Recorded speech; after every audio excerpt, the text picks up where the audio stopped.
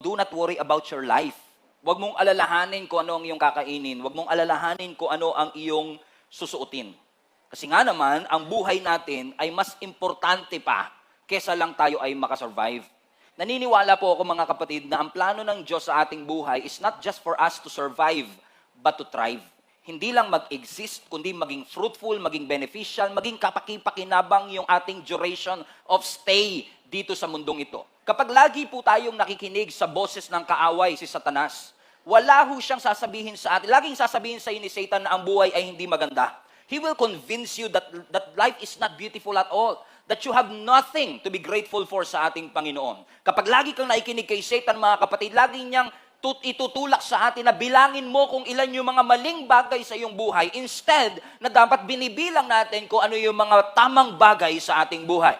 Naniniwala ako mga kapatid na kapag tayo ay nagsimulang magbilang ng mga